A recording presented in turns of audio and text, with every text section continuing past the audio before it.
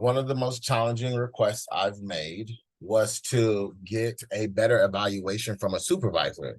That was a challenging request because I first had to process, you know, the reality of the evaluation that I received, and really my concerns with that were really rooted in the fact that this was the first evaluation I had received in a little over 2 years, and then also just really drawing the connection of this evaluation in context of like how my work was perceived for those 2 years. So after I got on my feelings, I was able to advocate for myself and ask for a better evaluation and provide insight on why I felt I deserved a better evaluation, and identified the different projects uh, uh, and assignments that I had led or completed on my own, and the different ways that I feel my value contributed to the success of our department. And so with those, I guess you could say, with that approach, I was able to get my supervisor to reconsider my evaluation and provide me a better evaluation that was more reflective of my contribution. So that is an example of a challenging request that I made, and I'll go ahead and hand it over to Aranza.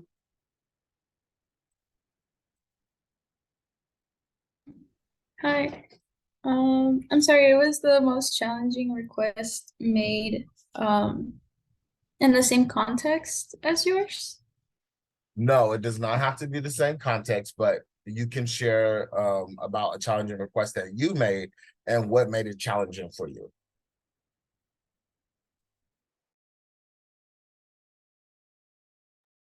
Like, for example, for me, what made it challenging for me was like my emotional response versus my practical response. I knew strategically um I needed to voice my concerns and advocate for myself in a way that wasn't reflective of my emotions at the time, so that I can get to the end goal, which was a better evaluation, which I was ultimately able to receive because I was able to prove my point in my case.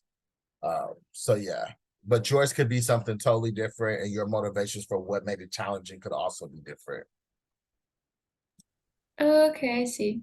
I kind of want to go on the same track that you did. So for work, I kept getting scheduled on days that I had class, and my manager made me feel like it was my fault. So it kind of in the same way. It was hard for me to stand up for myself and tell her like, hey, I can't work those days and I told you, and if anything, you're like blaming it on me when it's not my fault. So that was a challenging request was for me to tell her like, hey, I cannot be scheduled during the week, and like being like strict about it. Because um I don't want to work, but it's really hard for me to do so during the week. So it was hard for me to kind of stand up for myself. What made it challenging was kind of that, like overthinking it, thinking that, oh, maybe she's going to like retaliate in a way and then put me even less days than what I can already work, or just having to really speak up for myself and be really direct about it. I think that's what made it challenging. Thank you so much for sharing, Aranza. And it definitely can be challenging to speak to a boss or a supervisor, right? It's especially because consequences are connected to our livelihood, the capacity to generate income, and we would like to think that, expressing our concerns won't be retaliated against like you described, right? But that is something to be concerned about, because sometimes that is the result for some people, right? And so speaking up for yourself sometimes can be a risk in those situations. Thanks you again for sharing. Hugo, I saw your hand go up. Did you want to share?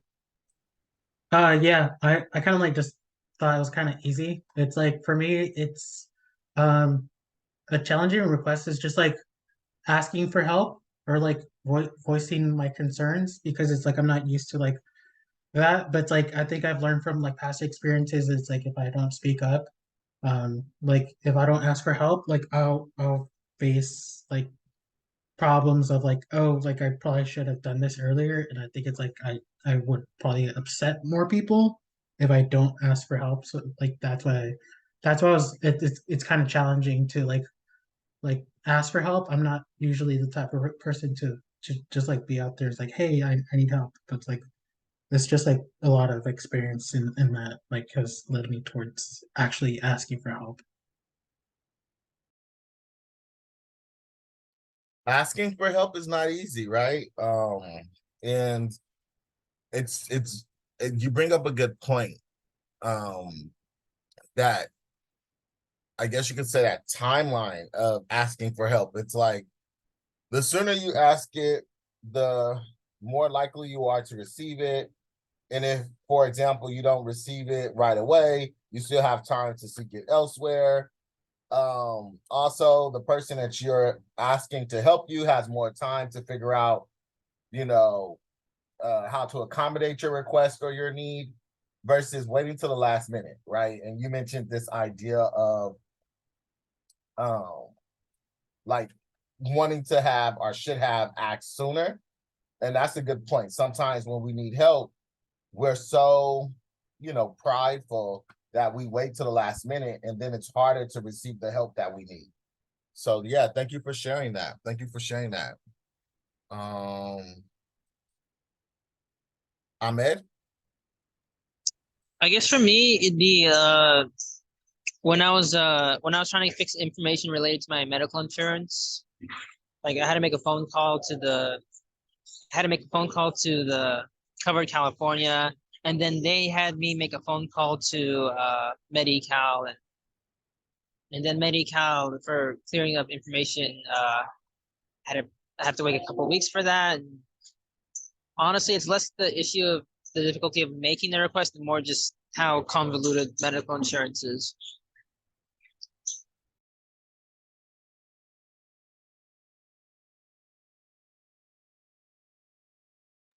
Hello? Ahmed, you bring up a good point. Navigating services and systems can definitely be challenging. And that can definitely make making these requests challenging. Like if you go through something like that, and then like let's say you need to do it again, you're like, darn, do I really want to go through all that again? So it kind of becomes a barrier um when processes are full of bureaucracy. So yeah, thank you so much for sharing that, Ahmed. No one likes to get passed around and sent to the next person, next person, next person with no clarification on getting closer to your solution or goal. Ayana? Hi. So yeah, sort of similar to like Aranza, or actually basically asking for anything.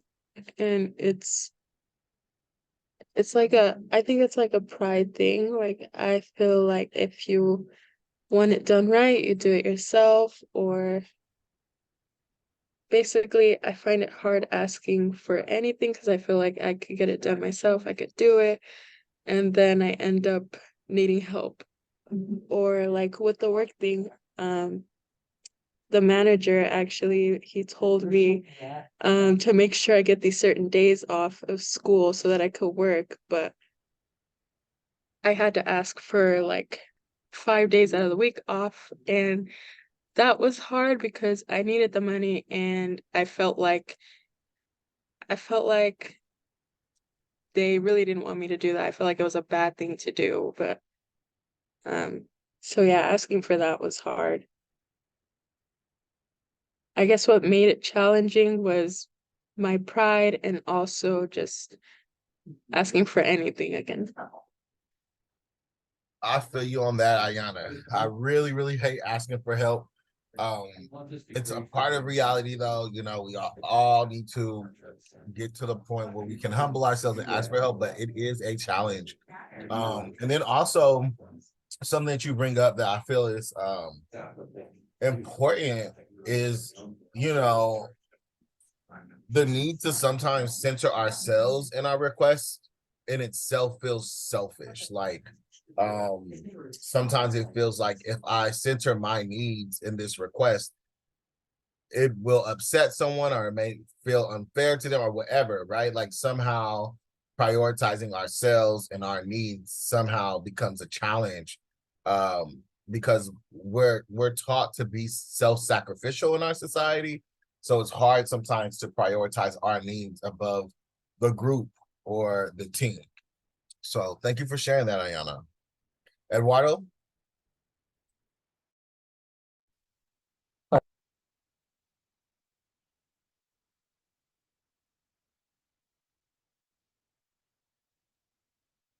Hello?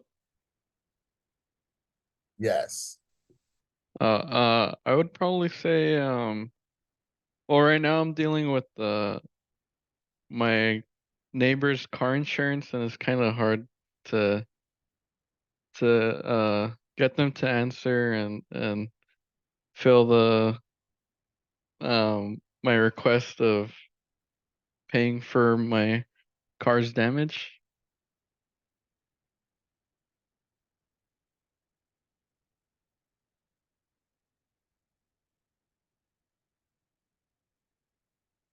And what's making that challenging as of now? Well, what makes it challenging is finding the time to call them and figuring out like the the I guess like insurance rules and who covers what. And yeah, it's because my neighbor's car caught on fire, Mm. and my car was parked right next to it, so a lot of it like burned, and it's been hard like not being able to drive it. And so I gotta just get on it and keep calling them and keep adding pressure, I guess. Well, I'm sorry to hear that, Eduardo. So was everyone safe? Oh yeah, no one got hurt or anything. Well, that's good to hear. The cars that got uh pretty messed up. Well, it's good that no one got hurt. But it definitely sounds like an unfortunate event that is kind of difficult because of the fact that it doesn't sound like no one was involved in it. It was more of like a freak incident. Yeah. Well, I hope everything works out, and finding time to deal with the craziness of the bureaucracy can be challenging, but I hope you set some time aside to deal with that, especially if it's you know, interfering with your transportation at this time. Thank you for sharing that. All right, let's go to Jonathan Wu, and then we'll go to Naui next. Hi. Yeah.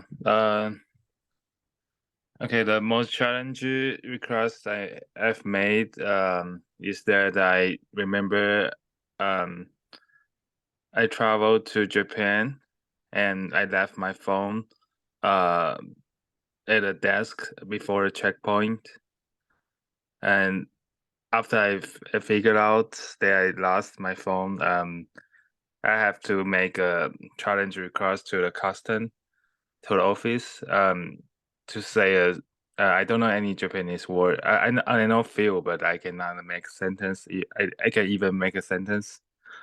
So I just use my body language and the translator to tell them my phone is lost inside and I need to go back to the airport. And that's embarrassing. And that's.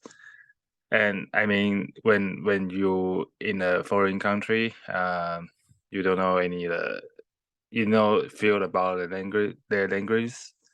Um, that's a challenging thing. Yeah.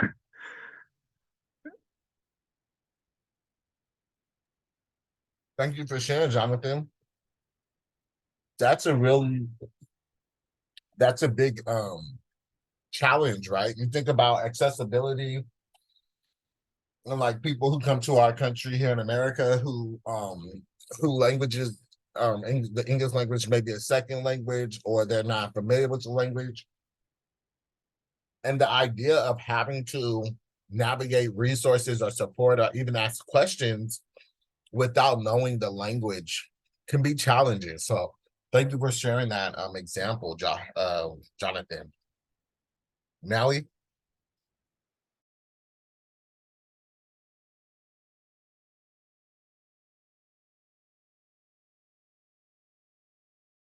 Awesome. Now he's put in the chat, definitely asking for help in classes, especially in group assignments.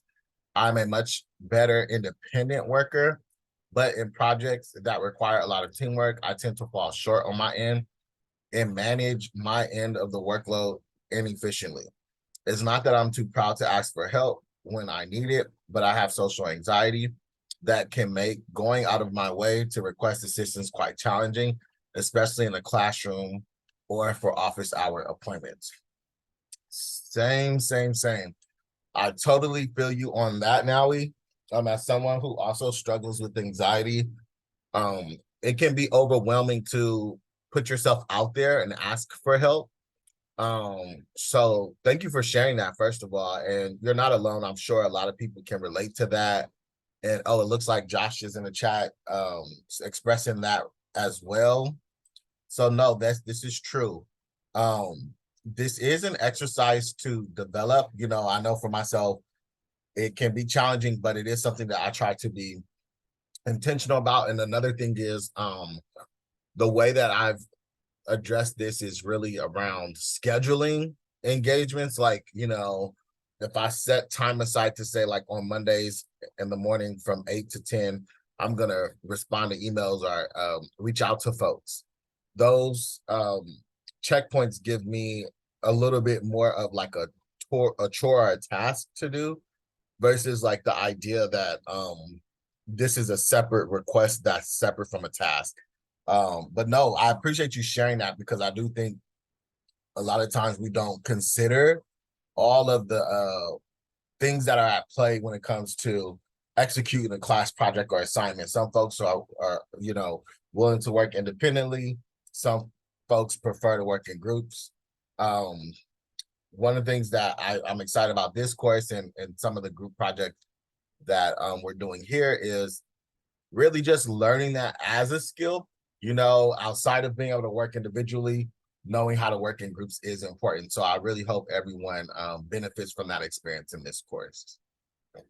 But feel free to connect with me offline for anyone who wants to talk more about these type of opportunities. Thanks for sharing, Ali. Let's go to you, Julia, and then we'll go to Kyle. I think for me, similar as Naui, definitely it's like a big request sometimes that I have is like as a team, like a team member in the group doing the work, but also I think sometimes it mostly has to do with like myself, like making the request to myself to just like stick to deadlines and or just be more honest of like, okay, what I can actually do, especially in group projects. I think what makes it challenging is I think same as a few other people have said, like I'm just like I guess I'm just proud to I try to like buy more than I can chew. So I think that's the most challenging part for me when I make requests, whether teammates or even to myself.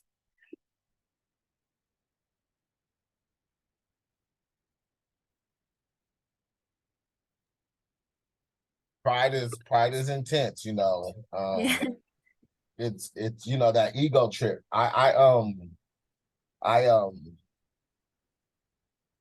don't know how to describe it, but you know, like there's some people who believe like, oh, you're supposed to kill the ego. The ego doesn't need to be there. The ego needs to be humbled and quiet and da da da. Well, I disagree with that.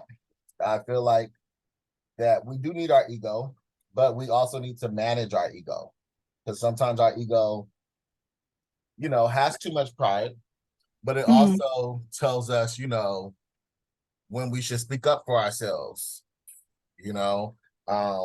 when we should advocate for ourselves. So our ego is not always bad, but it can interfere with getting help sometimes because of how much pride can interfere with that. But thank you so much for sharing that. Thank you. Kyle? Yeah, mine's probably asking for help too. I tend to do everything myself. If I don't know how to do it, I'll just figure it out. Thank you for sharing. We'll go to Christian and then Joshua. Yeah, I would say kind of the same as like how now he was explaining that sometimes I get like bad social anxiety like when I have to do like a phone call to like make a meeting. I think the most recent experience was when I was trying to apply for CalFresh. Um, they do require you to have like they do require you to call so they can ask you some questions, and I remember postponing it as much as I could until I just finally summoned up the guts to answer the call. So yeah, I would say that's mine. Thank you for sharing. Those questionnaires can get intense and sometimes they can be overwhelming. And I know in my experience in the past, it's always been, am I responding properly, right? Because some of those answers could mean approval or denial of services. So I was always anxious about, oh my God, am I responding properly? Am I responding right? So thank you for sharing, Christian. Yeah. Josh? One request that was challenging was setting up an interview with like a person in office or is working like in some kind of like a special department because I've had assignments where sometimes I try to schedule one and I try to reach out to them, but sometimes like they're not available at this time that I gonna have to look for someone else. But and even that too, like even if I do get like an approval from someone, even just like coming up with the right questions themselves, like how do I know I'm asking the kind of right questions that kind of acknowledges on what they're actually doing. But yeah, it just mostly has to deal with kind of like finding someone and like setting up an interview.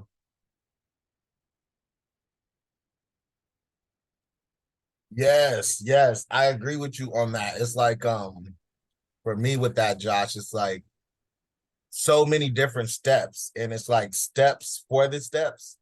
And sometimes I don't know if I can say overthink it because I feel like low key you should kind of think of it that way. But it becomes like, am I following all of the right steps of the steps, and am I going to get to the end result that was requested of me? Yeah. So no, I appreciate you sharing that, Josh. Thank you. Tade, and no, let's go to Massimo and then Tade. You'll close this out. Uh, just say getting help and then asking extensions for late assignments. Um, Pretty much it. Thanks for sharing, Massimo. And then Tade.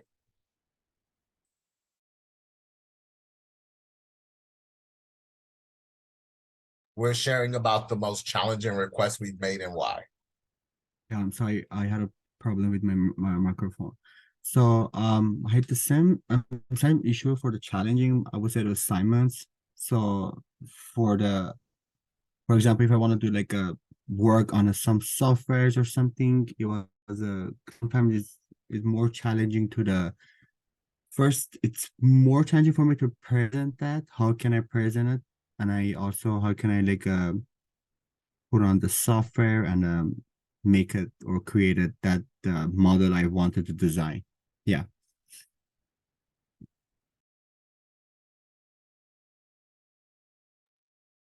Awesome. Thanks for sharing that, Tade.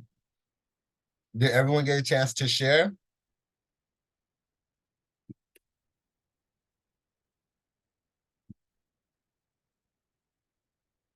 All right. Awesome. Well, thank you all so much for sharing on that icebreaker. One thing is for sure, we all have similar experiences, and it's oftentimes good to share because it allows us to recall that we're not alone. Sometimes it feels like we're alone experiencing the things that we go through. So today we'll be talking about conflict management negotiation styles, as well as facilitate skill practice. After participating in these workshops or this course, you'll understand the 5 conflict management styles. You'll also understand your BOTNA and your WATNA. We'll also be looking at different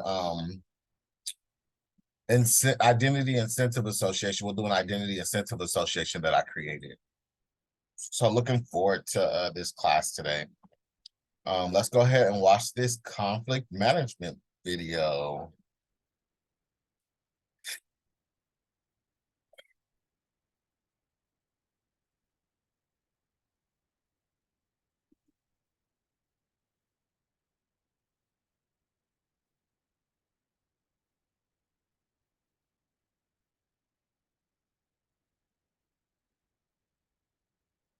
Conflict is inevitable and part of all of our relationships. Conflict can be good and has many benefits when managed appropriately. Given this, it is best to embrace conflict and learn how to manage it. Learning conflict management does not mean subscribing to only one pattern. Clearly, everyone has their own styles of conflict management, which reflects their own unique wants, needs, and values. However, there are specific global patterns in conflicts that can be identified based on how we deal with such challenges. The important thing to remember is that no one style is a pure typology and inherently better than the other. You must be wondering, what are the benefits of being aware of my own conflict management style? Well, as you recognize your style, you can better understand its strengths and weaknesses. Also, you can increase your ability to adopt different styles relative to the inevitable conflicts that arise in interpersonal relationships as you learn when each style is the best to employ.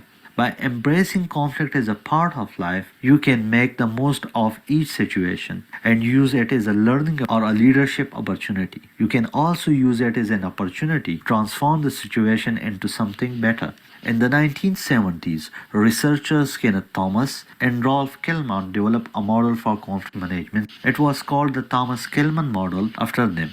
The Thomas-Killman conflict model evaluates an individual's behavior in conflict situation. In a conflict situation, we can describe a person's behavior along 2 basic dimensions. Number 1, assertiveness, the extent to which the individual attempts to satisfy his or her own concerns. And number 2, cooperativeness, the extent to which the individual attempts to satisfy the other person's concern. These 2 dimensions of behavior can be used to define 5 moods of dealing with conflict. These 5 conflict handling moods are competing, collaborating, avoiding, accommodating, and compromising. They also provide detailed information on how to use these different conflict handling styles effectively. To illustrate these styles, they selected specific animals. Are you a shark competing for limited resources?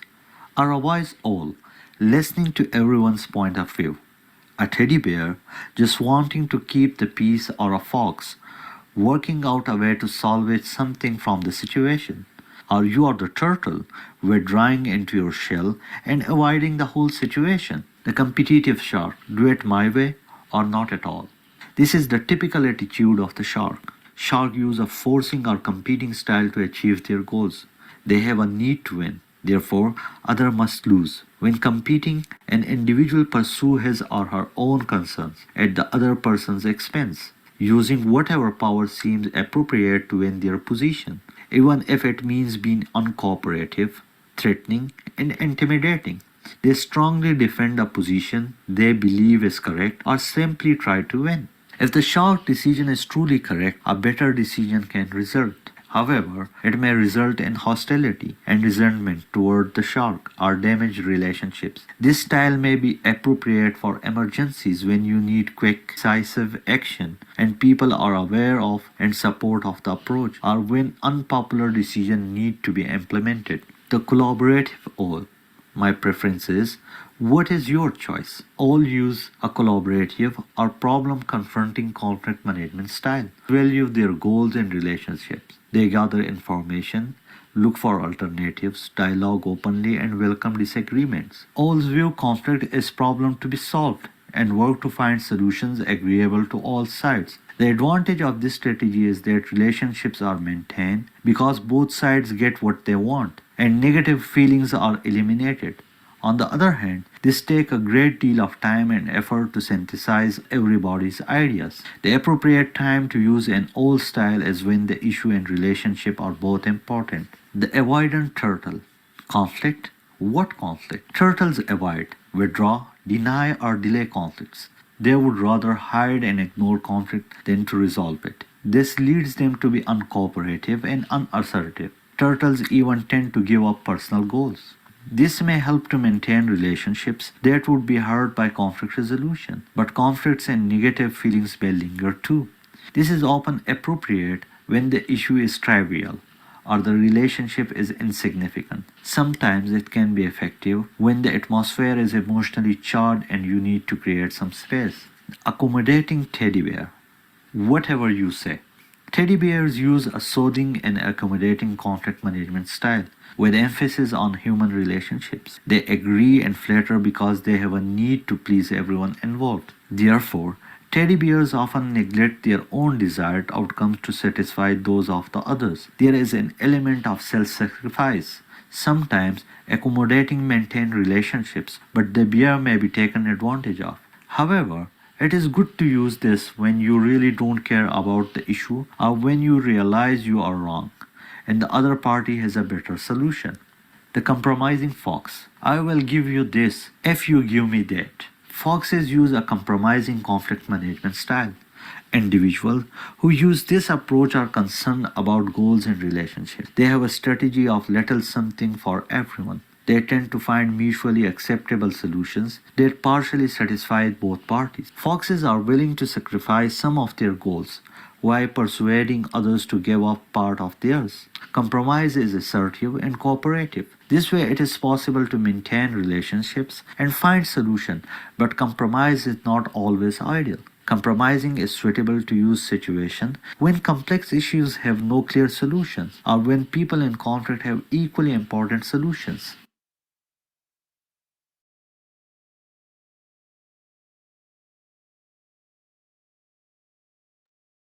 All right. So let's have a quick class discussion. What are the conflict management styles? Do I have a volunteer? I could share. Go ahead. Well, some of the conflict management styles I picked up were competition, avoiding, collaboration, accommodation, and compromising. Okay, okay. And which one would you say you connect with the most, Josh? Personally, to me, I usually just tend to avoid because yeah, sometimes in situations I honestly don't know which side is right or wrong, so I just let them deal with their own issues and just not try to like escalate it any further. Thank you for sharing that, Josh. Okay, so the next question is, why is it important to understand your conflict management style to negotiate? I Who guess wants to go ahead and volunteer? Is that you, Tade? Go ahead. yeah. So I guess as I understand of the video, it's some self-awareness, adoption, effective communication on conflict resolution and a relationship buildings or something. It can be, I don't know, good for the negotiation or something. Yeah, that's a good example. Really having an understanding of what you're trying to achieve and knowing what, conflict management style to employ is critical. And let's say your conflict management style is not ideal for the specific negotiation that you're encountering. so you can pivot to another type of style, especially if you're aware of the different options that you have. So yeah, thank you for sharing that, Tade. Hugo, I see your hand. To answer the question, like I feel like it's important because it's like you kind of have to like start knowing yourself and like what you're good at, what you're not good at. But the same, it's like if like you're the turtle, you're like that's what it says, like you're gonna be taken advantage of. Even like the soft teddy bear is gonna be like very like taken advantage as well. So it's like you're like I would say it's like I'm more of like an owl, but at the same time, like I try to like work with everyone. So it's like I wouldn't say I'm a shark because it's like I'm not like that type of person that's like very like it's my way or the highway. So it's like everyone has their input. So it's like my take is just like sometimes I have the answer, sometimes like I don't have the answer. So it's kind of cool to like just get everyone's input for that reason of just like I not everyone has answers, so it's like everyone has a little bit to contribute to like tasks. That's a good point, Hugo. It's really a one of the benefits of like, let's say doing a group project. You bring up a good point, right? Like not everyone has the right answer, and also everyone's looking at it differently. So just like the video describes, someone's perspective, you know, or their approach to negotiation isn't necessarily right or wrong, but similar to how someone may approach a project will be different. And so that different approach adds value to the outcome because certain things are considered that otherwise would not have been considered, right? Or been a part of the intended outcome of the project. So thank you so much for sharing that. I'm going to go to the next question. What ways do you negotiate on a daily basis, and how are your outcomes impacted by your preferred negotiation style? Who wants to take a stab out of that?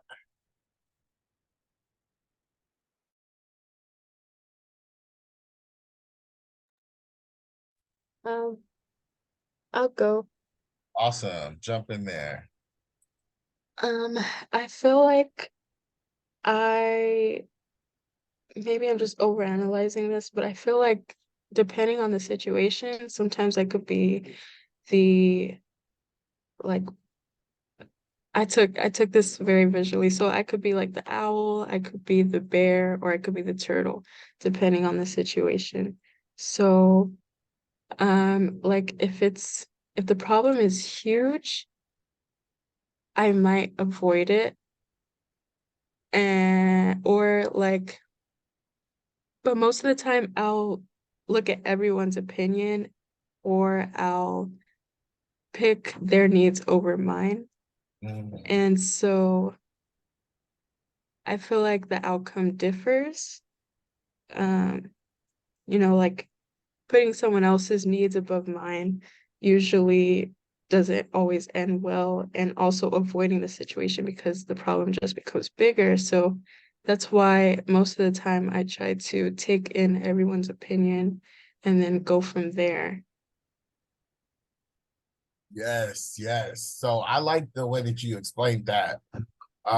Because one, I think oftentimes when we self-sacrifice, we think that we're helping the scenario and the situation, but oftentimes that comes at a cost to our own self.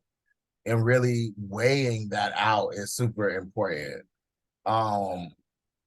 Also, you brought up something that made me think of some things that are happening now. It's like sometimes when the problem is so big and you feel like you may not have all the tools to address it, it feels like it's better to avoid it, which may not always be the best option, but it just feels like, what can I do anyway? So that resonated with me. Thank you for sharing that. um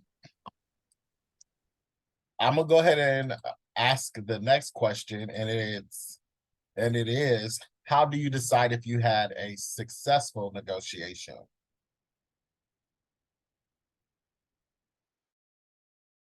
Who wants to respond to that question?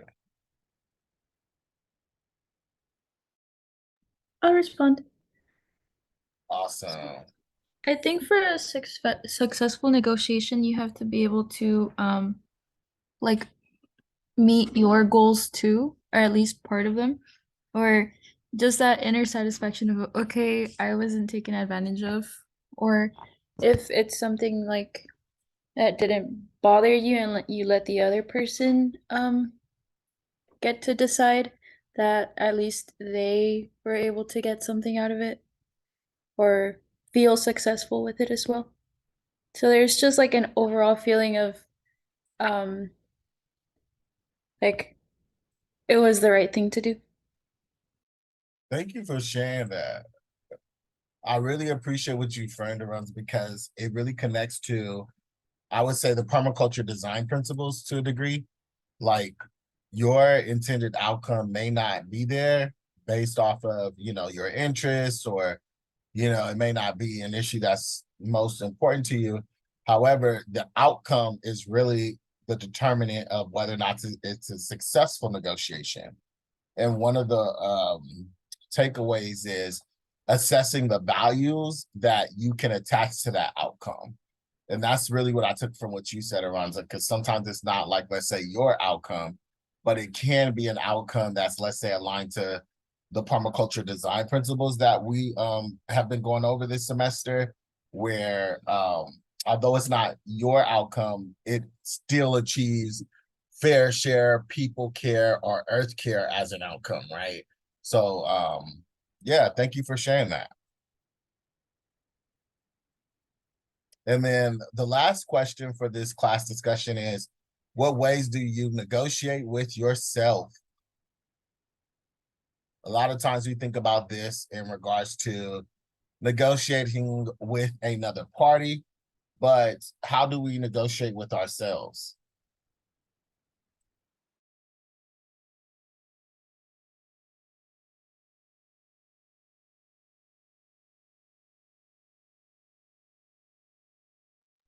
I can say something. You both can take a step. Is that you, Julia? And then was that you, Ahmed? Sorry, what? Okay, I was trying to see who that was. I think it was Julia, but I'm not sure who Yeah, else. I think it was somebody else. I'm not sure. I couldn't tell who. Okay. But I can go first. So I guess something that stood out, like I was thinking about negotiating with ourselves. I'm taking this off the context that I thought the compromising was like a big something that stood out from the video. So I think before we even start negotiating with somebody else, it's kind of being negotiating with ourselves where what's the limit, that how much we can give and how much like we're willing to, I guess in a way, kind of sacrifice, and how much we're willing to um also accept from another person. I think that's an important way of negotiating with ourselves first before we even, I mean, approach somebody else to negotiate further. Yeah, that's what stood out to me. Thank you for uplifting that, Julia. That's a good point. Before you go to a negotiation, you really want to know your worst case outcome, your worst case alternative to a negotiation. And same thing, you also want to know your best case. Oftentimes you're going to end somewhere in the middle. We'll talk a little bit more about that later, but like you said, Julia, you definitely want to have that in mind. Because sometimes you realize it's better to walk away from the negotiation table versus continue if your outcome is nowhere in sight. Thank you for sharing that. And then I did hear someone else come off of mute. Did you want Me. to? Okay, yes. Go ahead and bring us home. Yeah, I mean, to negotiate with myself, I will reward myself after I've done something. Like go to some trip or do whatever I want to do after like done assignment, like something like that. Awesome. That's a great one, Jonathan. Thanks for sharing. Giving yourself incentive, knowing what motivates yourself, and really providing yourself with those type of incentives that can help you push through some of the things that need to get done, like homework, work projects, taking those moments after that to, I would say, record the success of that moment, the success of conclusion, and rewarding yourself with, like you were saying, Jonathan, a trip. It can be going to get a massage, right? To release the stress of that engagement, whatever it is. No, that's a really great example. Thank you for sharing that, Jonathan. So yeah, thank y'all for participating in that class discussion. And you are right. The 5 negotiation styles, conflict management styles are accommodating, avoiding, compromising, collaborating, and competing.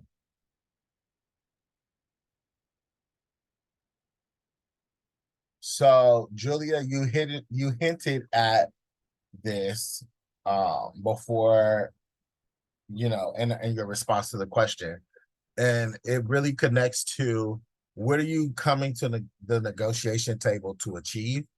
And your BOTNA stands for the best alternative to a negotiation agreement. This occurs when everything on your wish list is obtained.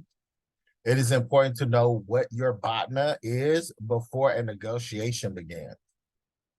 Your WATNA stands for your worst alternative to a negotiation agreement. This occurs when nothing on your wish list is obtained. Most negotiations result in outcomes between a negotiating party's BOTNA and WATNA. Your values. Identify the permaculture design principles that are most closely aligned with your identified stakeholder group. So again, really understanding what your outcomes are, you can build it in the context of your permaculture design principles and values.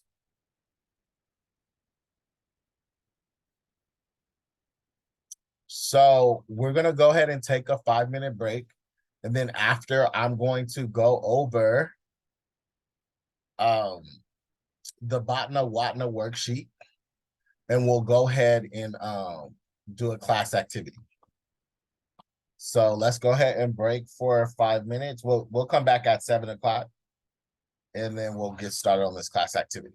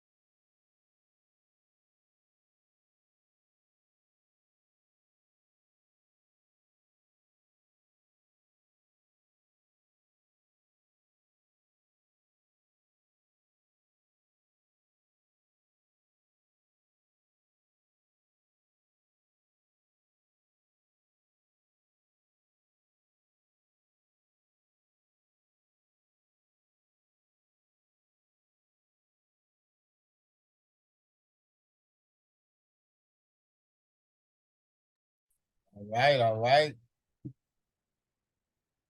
You should be coming back. Go ahead and give me your thumbs up if you are back with me.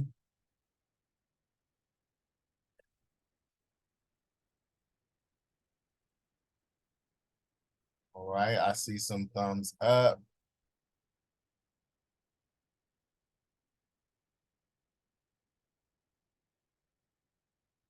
So we're gonna push through a few class activities. The first one is going to be you choosing your preferred conflict management style and describing why it's your preferred conflict management style. You can follow the Padlet link in the chat. It will take you to a Padlet link, and then you will choose your conflict management style and describe why you chose that option. There are the 5 options available: accommodate, avoid, collaborate, compromise, compete. You will choose again the conflict management style that's most aligned to you and your preference and describe why that is. Again, follow the link in the chat. We'll take about 10 minutes to complete this activity, and then we'll go to the next one. Again, follow the Padlet link in the chat. You should see this screen pop up. Again, go ahead and choose your corresponding conflict management style and complete your entry. Yes, you will add your entry to this. You'll click the add button and it'll allow you to pick, you can write subject. You don't have to put, you can put your name as subject and then write something incredible at the bottom. So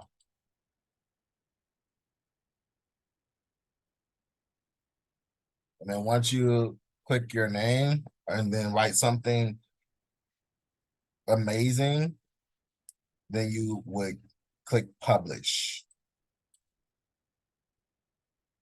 And then it will go into the corresponding option that you chose.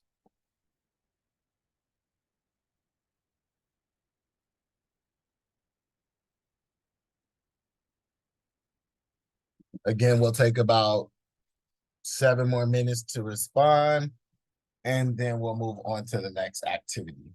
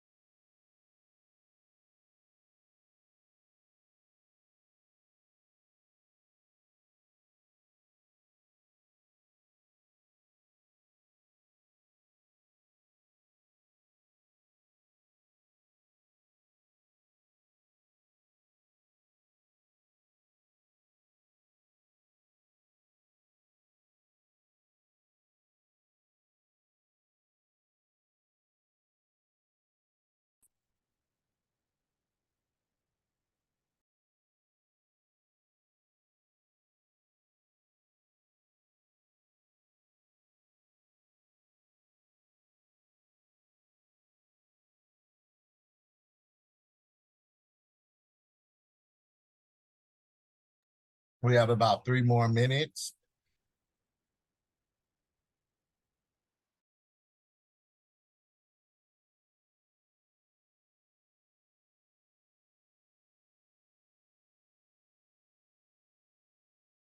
Please let me know if you have issues accessing the link.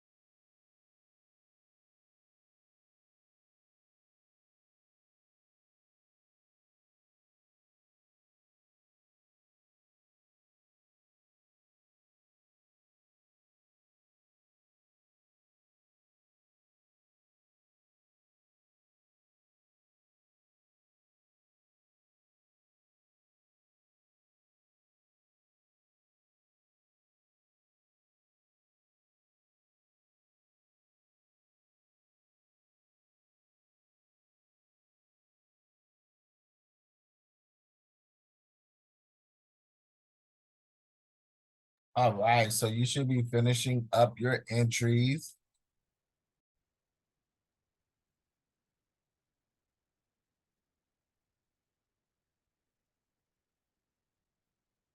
So I want you to be mindful of your conflict management style, your preferred conflict management style as we, continue these activities for class today, because it will come back up. But right now we're going to shift to the Bhatna Watna worksheet. So the Bhatna Watna worksheet, we are going to use this to frame our conversation and class activities. Will be breaking up into our groups, and we'll be framing the conflict or issue in context of the Sky Farm and wildlife components that we're addressing. Okay, so there's been a lot of research that we conducted, a lot of engagement that we conducted. So in context of achieving your wildlife habitat component, whether that be shelter, a place to raise young, water, or food, as well as the Sky Farm hydroponic towers for the Sky Farm component, those are the two conflict quote unquote issues. So the idea is to identify your best alternative to negotiation and your worst alternative to negotiation in context of those two components.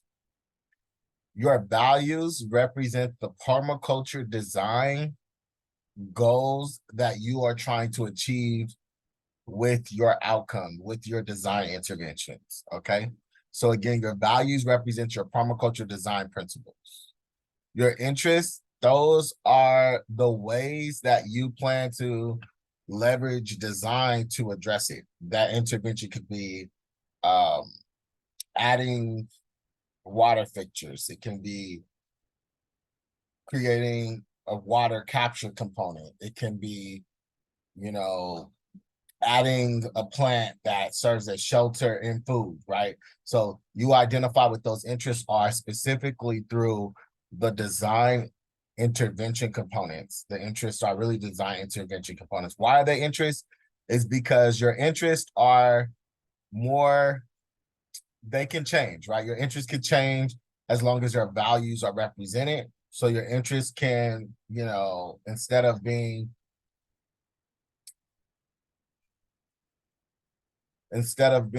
a bunch of bird houses, it can be, you know, a water fixture that's easier to maintain and not hard to replace if something happens to it, right? So again, your interests can change, but they're usually aligned to your values. So just be mindful of that. And your interests, again, are the specific design interventions that you propose that will allow you to achieve your values and your BATNA, get close to your BATNA. Okay. Does anyone have any questions about the directions provided? Sorry, what's BATNA, WATNA again? Like what do they stand for? Yes. Your BATNA stands for the best alternative to negotiation agreement. This occurs when everything on your wish list is obtained. It is important to know what your BATNA is before a negotiation begins. Your WATNA stands for the worst alternative to a negotiation agreement. This occurs when nothing on your wish list is obtained. Most negotiations result in outcomes between your BATNA and your WATNA. Your values really gauge how close you are to achieving your BATNA or your WATNA, right? So that's why in the worksheet, it has you identify your proposed BATNA, your proposed WATNA, and then the values that you feel is most reflective of your BATNA, right? And then your interests are supposed to reflect your values, but they can change depending on the alignment your interests have to your stakeholder groups.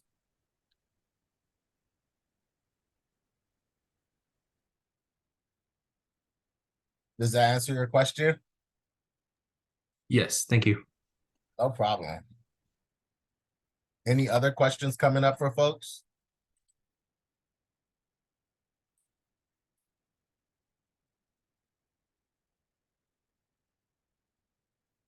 So I am going to go ahead and open up the groups. So we'll spend about 20 minutes on this activity. You want to turn this in separately, but it can be consistent throughout your group. So make sure you take good notes. Let's see, food, a place to raise young, water.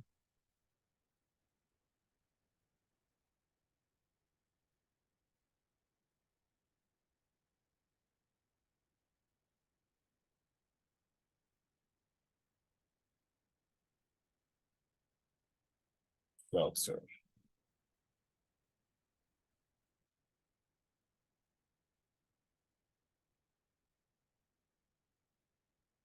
All right, so go ahead and join your respective groups.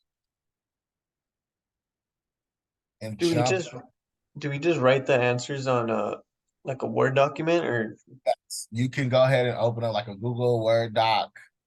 okay. You can share the link with your classmates. Yeah, and then I'm gonna put the link for this presentation in the chat so that folks can access the presentation.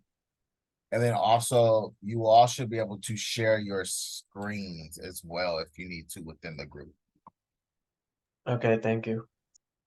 No problem.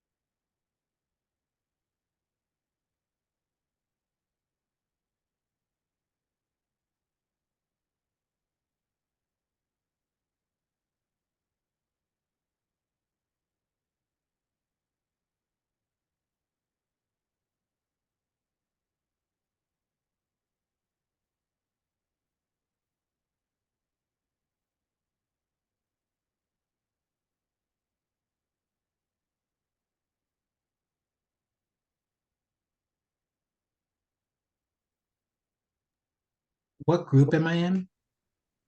Now let me check on that. You should be in a place to raise young, if I'm not mistaken, but I'm going to confirm that right now. People.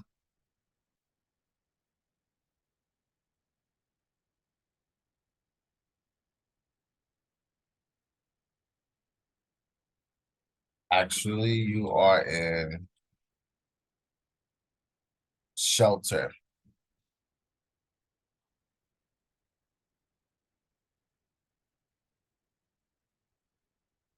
Tade, you are also in shelter? Yeah, I guess my group members was the Yugo, Nui, and the another rest. Yeah, I'm gonna go ahead and push you over there.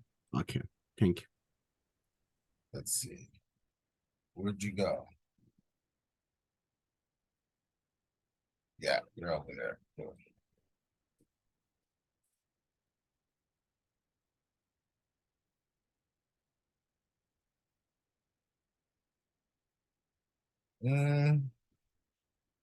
There you have it.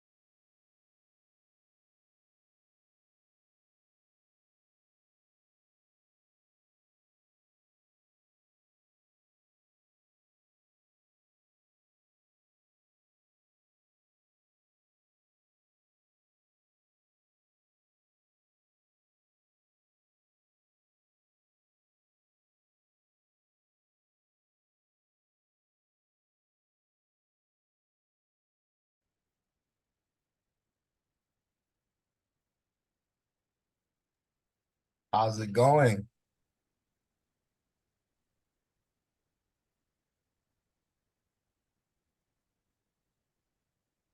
Any questions so far? We're a little stuck on how to start. Okay. So we need kind of some help on that. No worries. So we fill in the, well, what we do is we answer the questions in the green section, right? The questions on the green section. Like, so Yes, we, like what your botnet is. yeah, Correct. So your best alternative to negotiation. So this is more of like in context of your design. So we know that we're looking to achieve a sky farm component as well as a wildlife habitat component for food. right. So Okay. those are kind of like the areas of opportunity. The conflicts and issues that can arise from that are really around the constraints that we've been bringing up or we've been addressing. Okay. But we know that we're trying to achieve our best alternative negotiation.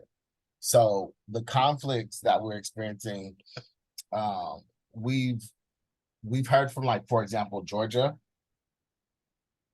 and she's expressed some conflicts, but we're really focusing right now on the botnet. So in your conversation, your botnet is achieving a wildlife habitat component that centers food and then restarting the hydroponic towers. Okay. The worst Yeah, alternative, the worst alternative to this would be that neither of those things happen. Okay. Gotcha. So the values that you're trying to achieve, and on the presentation, it gives you on the next slide, the permaculture design principles. So you can reference that for your values. And your interests are the design intervention. Okay.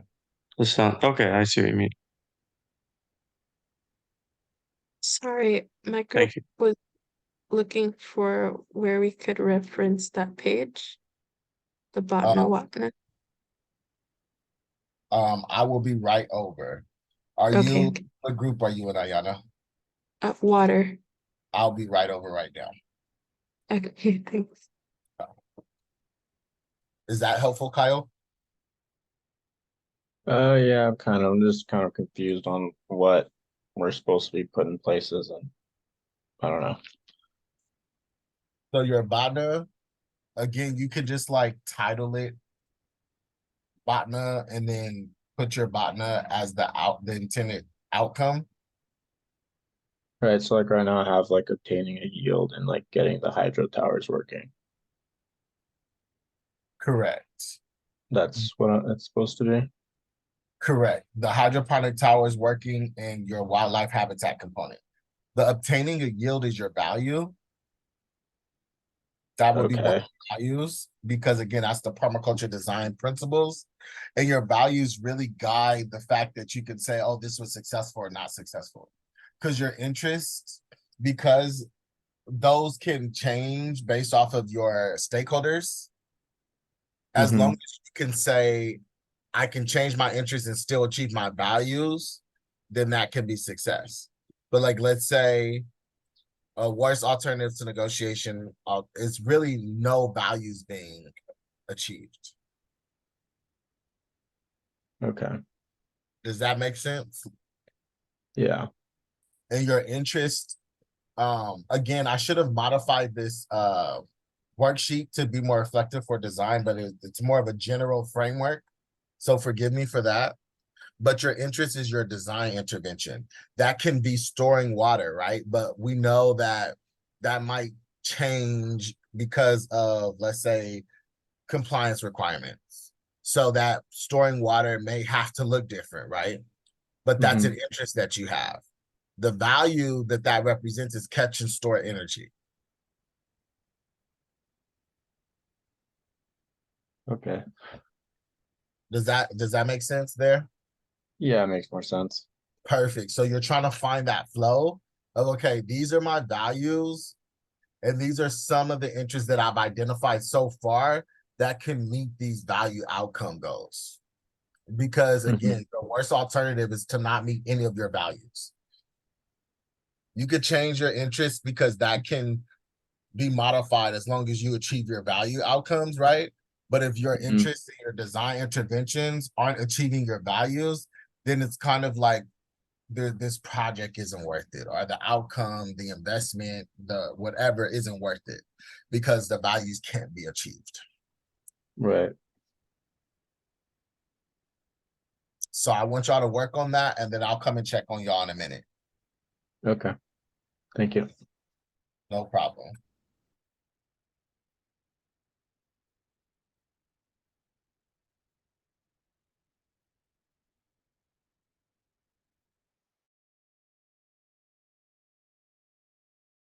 How's it going? How's it going? So you all should be able to see the links in the chat. I'll put it in the chat again for the lecture presentation, but that lecture will take you to that link will take you to the lecture, and you can kind of scroll down to the Botna Watna worksheet as well as the permaculture design principles that follow it. To go over the Botna Watna worksheet again, we know that our goal is to achieve your wildlife habitat outcome. So for yours is water, like how you can incorporate water for wildlife habitat needs. And then also restarting the Sky Farm hydroponic towers. So the best alternative to this negotiation is to achieve that as an outcome, those two components. Your WATNA is related to like you're not achieving your value outcomes, and your value outcomes are your permaculture design principles.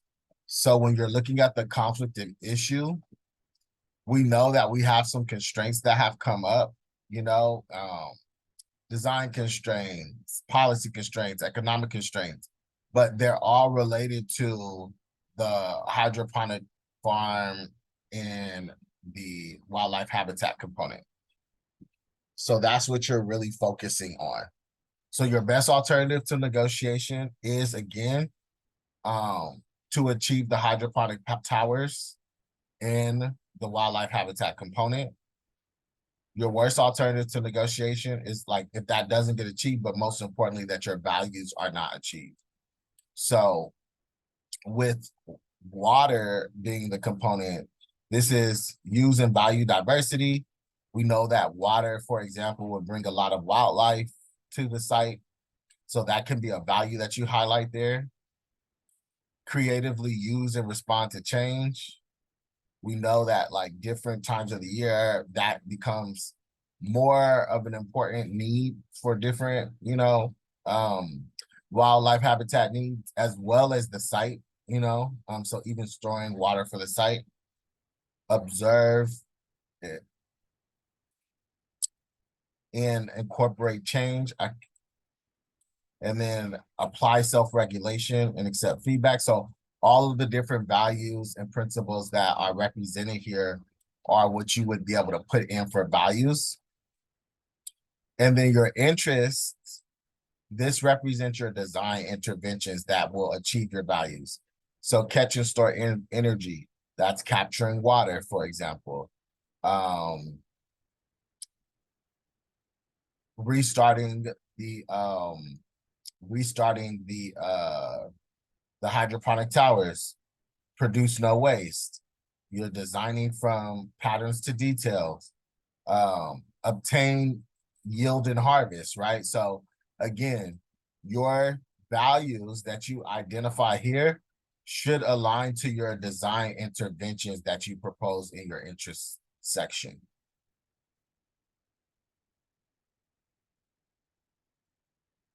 Do y'all have questions about that?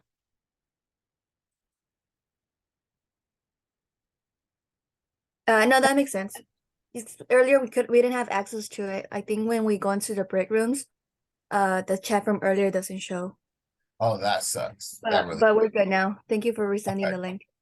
No problem, no problem. Go ahead and work on that, and we'll share out in our debrief. All right, thank you. No problem. See y'all shortly.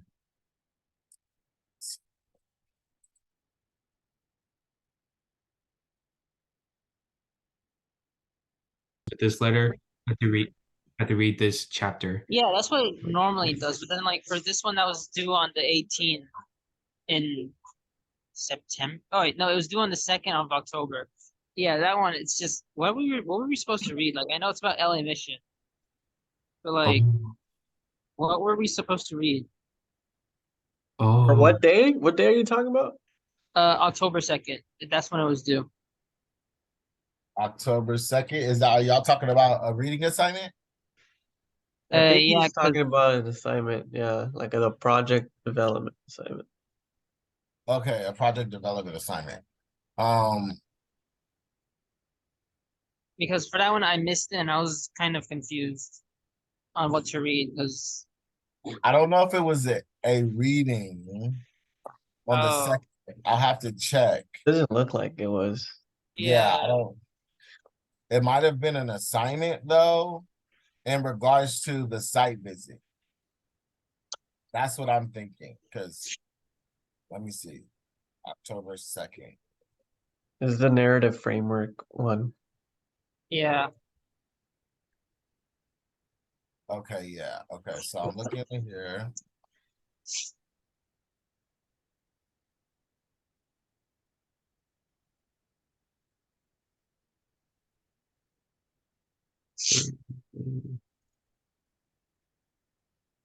Yeah, you were supposed to use the keyword document to complete the challenges, solutions, and permaculture design value sections of the narrative canvas. All right. Okay. Yeah, so that's more of like taking So what this we is learned in class and then Alright. applying it to the canvas tool. all right. But Sorry for my no worries. tardiness in general, but yeah. No worries. We could connect to Ahmed after class or during office hours if you want to get some support with some of those assignments. I'm not sure if I'm able to because I'm on the bus currently, but I'll try to email you or try to get done with this, at least for this assignment specifically. The other ones I'm still behind on, but I'll try to finish it by the end of this week. Awesome, awesome. That sounds like a plan. Professor, the botnet, whatnet part of the document, we have to write what it means or we have to write like something else? You're going to identify what your best alternative to negotiation are. This is like really the design, really. It's kind of a general framework, but you are learning conflict management in context of your design goals because we're doing it was stakeholder engagement. So we write what would be our best correct like for your design goals. So yeah. Your design goals are to achieve your wildlife habitat component as well as the reactivation of the hydroponic towers. Yeah. The worst alternative is that your values will not be addressed. So that's going to be like the I guess analysis component of like, okay, we know what we're trying to achieve as far as design goal, but we're trying to also ground the conversation in our values because our values really allow us to see if we're getting to closer to our bottom, right? Because our values are saying with the permaculture design principles that our interventions are going to achieve one or more of these 15 principles. and achieve, one or more of these ethics. So when we're looking at this, our Bhatna is related to our design goal, but then we have our Watna that's related to our values. And then we want to identify what those values are. And then our interests go back to our design goals, where we're saying, right now, this is what my design intervention will look like to address these values, right? So that can be introducing the wildlife habitat components in your design, also how you plan to reactivate the hydroponic towers through your design model. And those, again, should be reflective of your values, right? So looking at the 15 permaculture design principles, which of these values are you achieving with your design interventions? And then with your interests, you want to place what those interventions are. Adding this, adding that, providing a canopy to cover, to provide some covering for sun exposure, right? So like all of those different things. Gotcha. And do y'all have access to this link? To the PowerPoint? No. I'm putting it in the chat so that you can have access to it. Nice.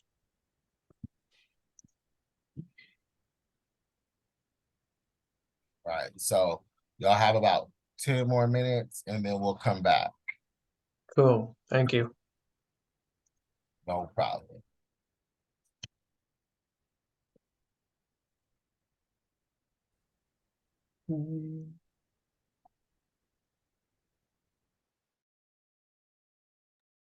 How's it going in this group?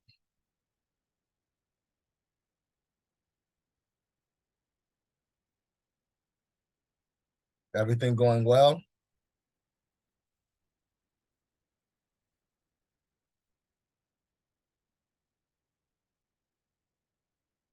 All right, so I just dropped in the chat the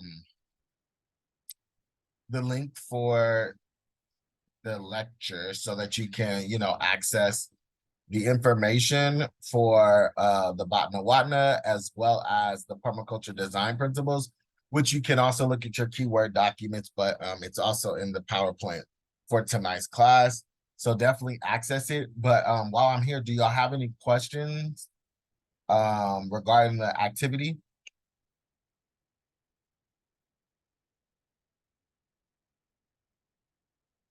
All right, all right. Well, we got about 10 minutes. We'll come back at 7:50 and we'll do a debrief and share out. And then we'll be good to go.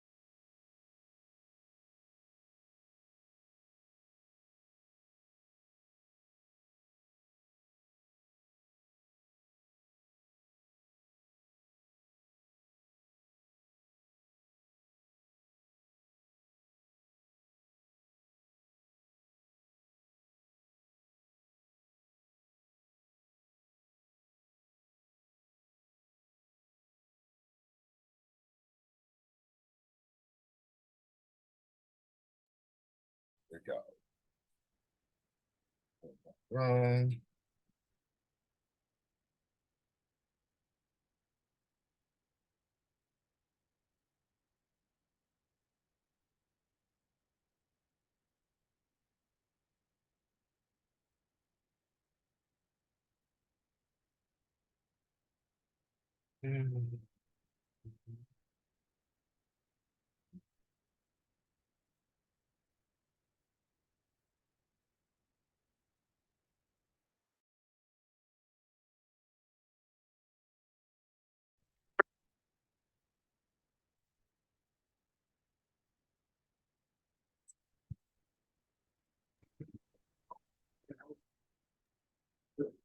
All right. Everyone should be coming back.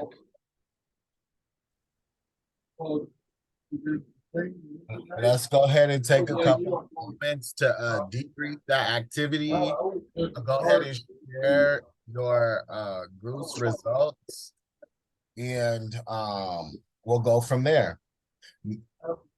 Let's start with food. If y'all can go ahead and share what your group discussed and what you came up with.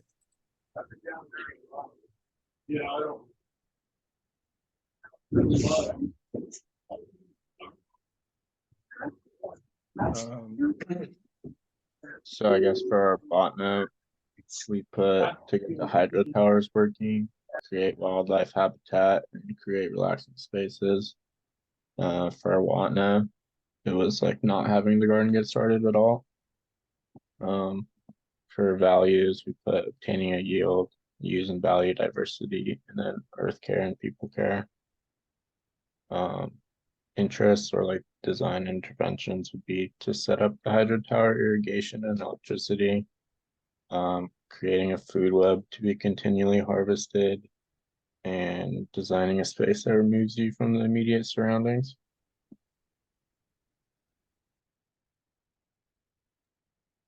Awesome. How do you feel this activity helped you prioritize your considerations for your design interventions? I guess it kind of laid out a little bit of a groundwork that you can at least base it off on or go back to look at. Awesome. Thank you so much for sharing that, Kyle. Let's go to the next group. A place to raise young. Go ahead and share. Go ahead. Sorry, I don't know why my application just crashed. Oh, no worries. A place to raise young. Anybody from that group want to jump in and share what your group discussed and what you came up with? Yeah, I'll go ahead. So for our BATNA, or like our best alternative is in a way for reactivating the hydroponic towers and also creating more of a gathering area or gathering space to kind of make it more like to make the rooftops more like welcoming and like more like yeah, just kind of have like a more like a welcoming environment. While our other alternative for like Whatnot would it would become more of like a restricted private access, which can only be well accessed by like only maybe just the people or like staff or like other workers part of the LA mission to in a way to only prioritize this for only growing their own food or like just kind of making more their space instead of just like having um like as a public space or like unmaintained towers or like unmanageable equipment due to like complexity or because of like especially one where they because of the power washing because of the exposed chemicals that they had to clean up there. And so some of our values would have to tie to more value or like promoting diversity and also producing no waste, or we also have like other ideas such as like creating a safe place, having interactable elements, respect loud and quiet personalities, uh also like having sufficient sunlight or sunshine for these plants to feed on, when especially growing your own food or like any other plant they can grow up there, and which our interests could um involve practical garden activities, um fragrant plants for sensory, observing and interacting with possibly yeah, observing and interacting with these plants that people can grow, or like even developing a protected barrier or edges around like those rooftop edges, but like kind of creating like an aesthetic purpose as well, instead of just making it feel like a hostile environment, like the not to make it more look like a prison, like with just like cage or stuff like that, or like a hostile fence, but yeah, it's just kind of having like a little aesthetic purpose for these edges as well. Awesome. Thanks for sharing that, Josh. Um, how do you think this activity supported prioritizing your design interventions? Well, part of it kind of helps like aligning with um like some of the notes that, or like some of the pictures we took over there from the site, and kind of aligning it with values, like especially what we heard from like staff, or like generally people that are there too, like especially in how do you say, like in the front of the mission, to kind of know, to kind of align with their interests and values, so that we can know like the general idea of like what these uh people will want, and like how our interests, or like our, or like yeah, how our design can like just our general design ideas could possibly align with these people's needs or wants. Most definitely. Thank you so much for sharing that, Josh. Let's go to Water. Go ahead and share what your group discussed and what you came up with.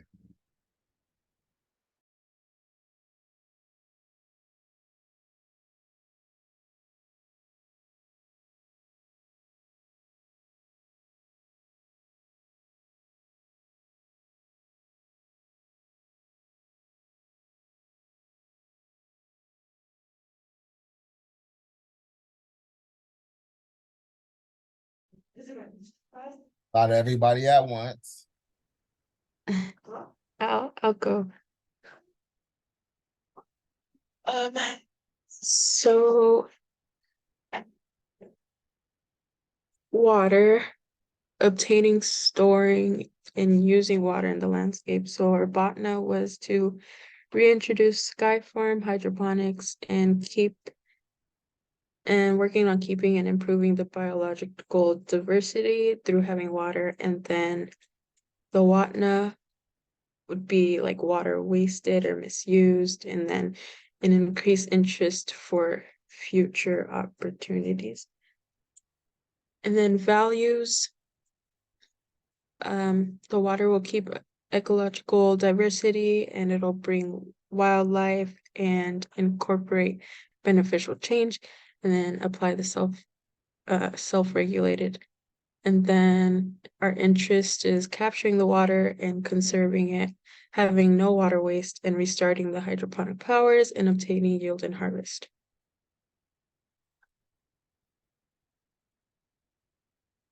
Awesome. Thanks for reading that, going over that, Ayana.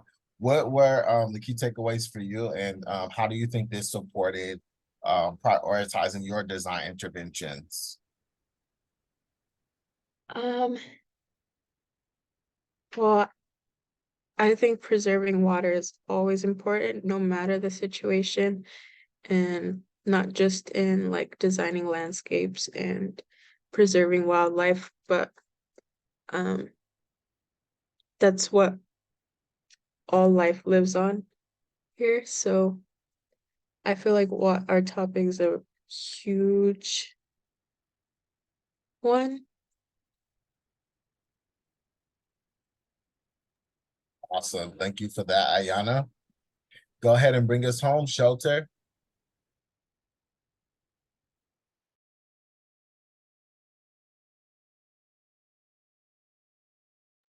Who wants to share out from the Shelter group?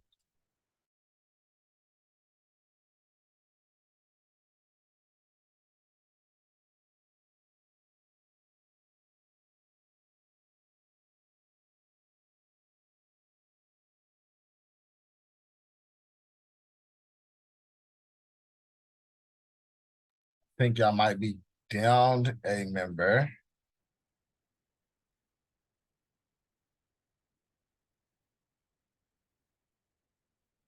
Hugo, did you want to jump in there and speak to this activity?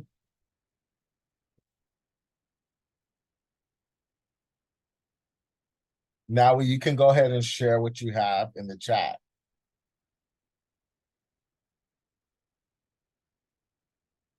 And Hugo, you may be on mute.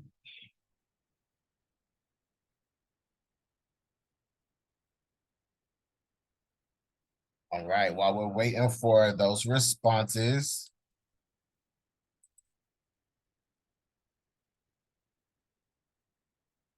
let's get back into this lecture. So we've been going over conflict management styles. We've been going over prioritizing our interests, values, and identifying our watnas and botnas. A big part of this, though, is how do you apply a lot of this, right? And how does it play out in context of who has access to your site, and how is identity supported, celebrated, or denied based off of how your site is designed, right? For the sake of time, I'm not going to be able to go over everything in detail, but I wanted to get into this video and then maybe reverse engineer some of the other conversations we're going to have. But I do want to share this video because it beautifully illustrates some of the ways that racism, implicit bias, and discrimination has consequences for all of us. And it's something that we want to be mindful of as we are designing the built environment, right? Who has access to our site is reflective on who feels welcomed at our site, who feels included at our site. So Heather C. McGee, oh my God, my mind just went blank. What is the name of the book? I read it.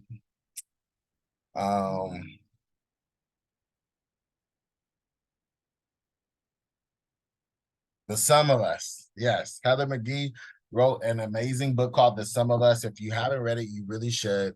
It talks about how white people vote against their best interests just so that they can discriminate against Black folks and other people of color.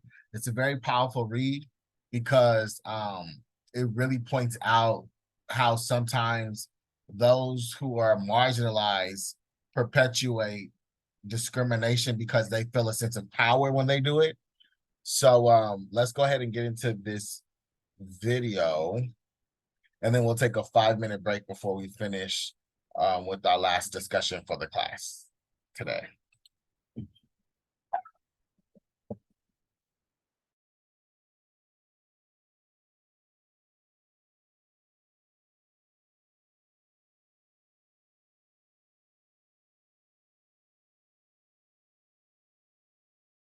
There's no sound.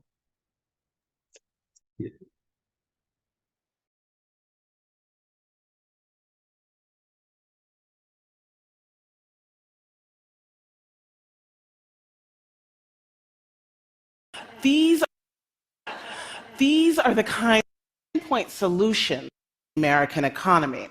Problems like rising household debt, declining wages and benefits, shortfalls in public revenue.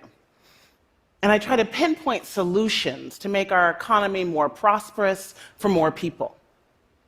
I geek out about tax policy and infrastructure investments, and I get really excited by a gracefully designed regulatory regime.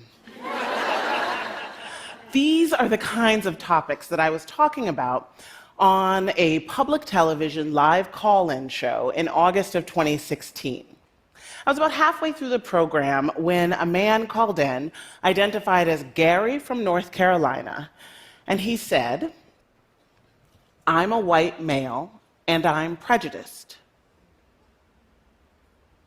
He then went on to detail his prejudice, talking about black men and gangs and drugs and crime. But then he said something that I'll never forget.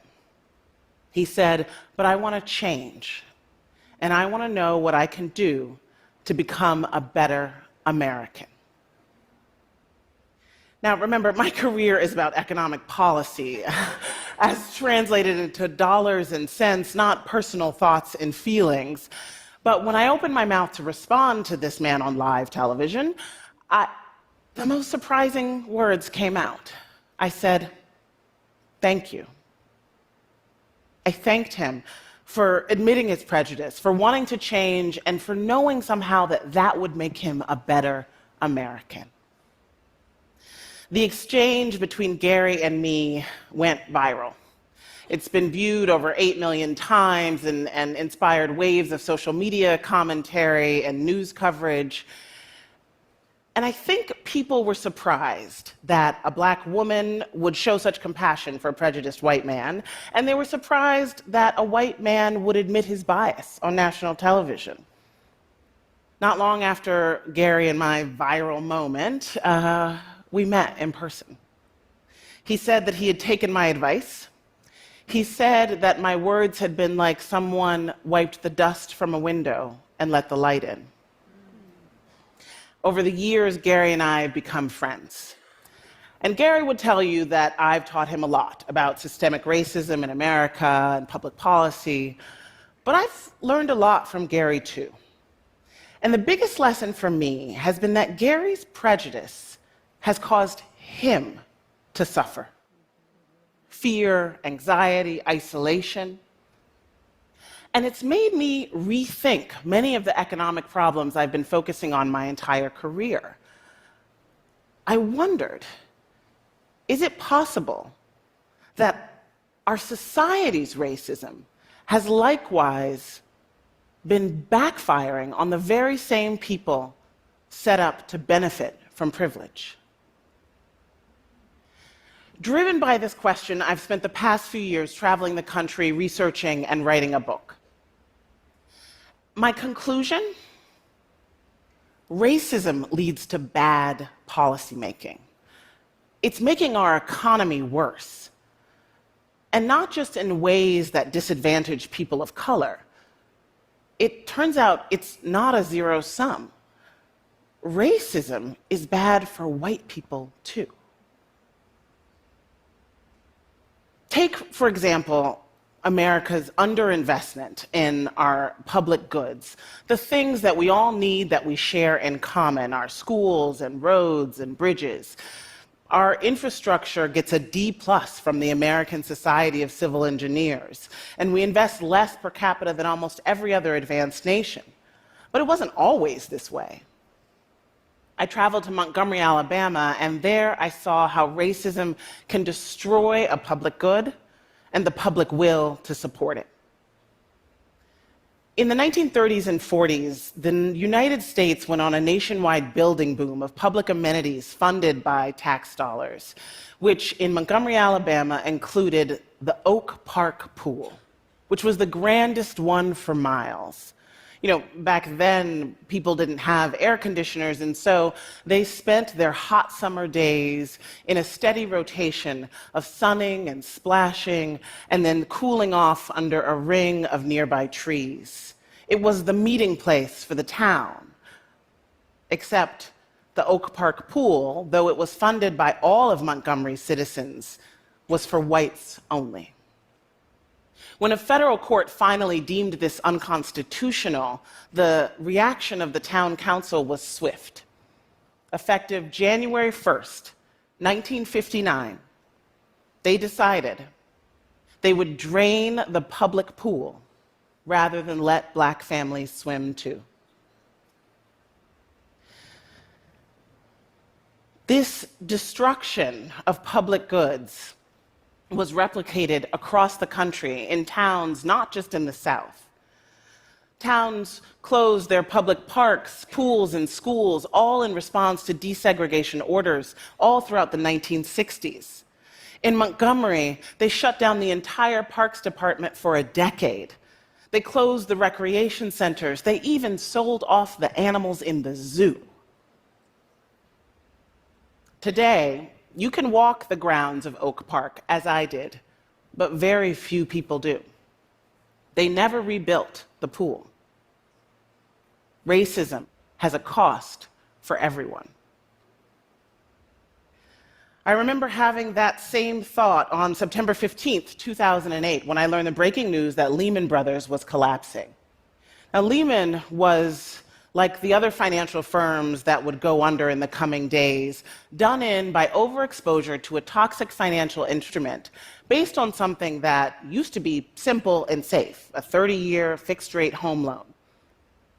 But the mortgages at the center and the root of the financial crisis had strange new terms. And they were developed and aggressively marketed for years in black and brown middle-class communities, like the one that I visited when I met a homeowner named Glenn. Glenn had owned a home on a leafy street in the Mount Pleasant neighborhood of Cleveland for over a decade. But when I met him, he was near foreclosure. Like nearly all of his neighbors, he'd received a knock on the door from a broker promising to refinance his mortgage. But what the broker didn't tell him was that this was a new kind of mortgage. A mortgage with an inflated interest rate, and a balloon payment, and a prepayment penalty if he tried to get out of it. Now, the common misperception then and still today is that people like Glenn were buying properties they couldn't afford, that they themselves were risky borrowers. I saw how this stereotype made it harder for policymakers to see the crisis for what it was back when we still had time to stop it. But that's all it was, a stereotype. The majority of subprime mortgages went to people who had good credit, like Glenn. And African Americans and Latinos were 3 times as likely, even if they had good credit, than white people to get sold these toxic loans. The problem wasn't the borrower, the problem was the loan. After the crash, most of the nation's big lenders, from Wells Fargo to Countrywide, would go on to be fined for racial discrimination. But that realization came too late. These loans, super profitable for the lenders, but designed to fail for the borrowers, spread out past the confines of black and brown neighborhoods like Glenn's and into the wider, whiter mortgage market. All of the nation's big Wall Street firms bet on these loans. At its peak, 1 out of every 5 mortgages in the country was in this mold. And the crisis that my colleagues and I saw coming, would go on to cost us all $19 trillion in lost wealth, pensions, home equity, savings. 8 million jobs vanished. A home ownership rate that has never recovered. My years of advocating in vain for homeowners like Glenn left me convinced we would not have had a financial crisis if it weren't for racism. In 2017, I traveled to Mississippi, where a group of auto factory workers was trying to organize into a union. Now, the benefits they were fighting for, higher pay, better healthcare coverage, a real pension, they would have helped everybody at the plant. But in person after person that I talked to, white, black, for the union, against the union, race kept coming up. A white man named Joey put it this way. He said, white workers think, I ain't voting yes if the blacks are voting yes. If the blacks are for it, I'm against it. A white man named Chip told me, the idea is that if you uplift black people, you're down in white people. It's like the world's got this crab in a barrel mentality. Now, the union vote failed. Wages at the plant are still lower than their unionized peers, and people there still worry about their health care. You know, it's tempting, perhaps, to focus on the prejudiced attitudes of the men and the workers that I heard in Mississippi. But I'm more interested in holding accountable the people who are selling racist ideas for their profit than those who are desperate enough to buy it. My travels also took me to places where I saw, however, that it doesn't have to be this way. I went to Maine, the whitest state in the nation, the oldest, where there are more deaths every year than births, and I went to this dying mill town called Lewiston that is being revitalized by new people, mostly African, mostly Muslim, immigrants and refugees. There I met a woman named Cecile, whose parents had been part of the last wave of new people to come to Lewiston. These are French-Canadian mill workers at the turn of the century. Cecile was retired, but she had found a new purpose in life by organizing Congolese refugees to join with the white retirees at the Franco Heritage Center. These men and women from the Congo were helping these retirees remember the French that they hadn't spoken since their childhoods. And together, these two communities helped each other feel at home. You know, for all the political talk about the newcomers being a drain on the town, a bipartisan think tank found that the local refugee community there created $40 million in tax revenue and $130 million in income. And I talked to the town administrator who was boasting about the fact that Lewiston was building a new school when all the rest of towns like theirs in Maine was closing them. You know, it costs us so much to remain divided. This zero-sum thinking that what's good for one group has to come at the expense of another, it's what's gotten us into this mess. I believe it's time to reject that old paradigm and realize that our fates are linked. An injury to one is an injury to all. You know, we have a choice. Our nation was founded on a belief in a hierarchy of human value. But we are about to be a country with no racial majority. So we can keep pretending like we're not all on the same team. We can keep sabotaging our success and hamstringing our own players. Or we can let the proximity of so much difference reveal our common humanity. And we can finally invest in our greatest asset, our people, all of our people. Thank you.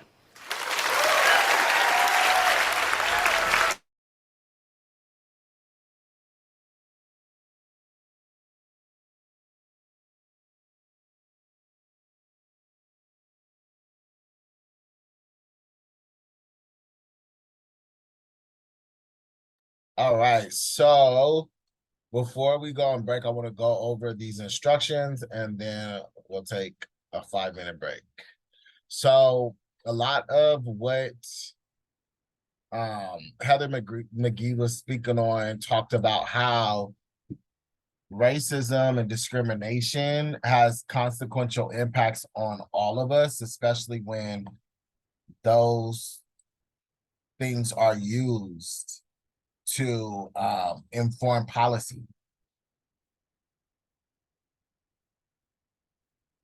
inform the built environment, the systemic environment, right? The way that we build things around us, as well as the natural environment, how we build things, how we allocate green space, how we preserve land.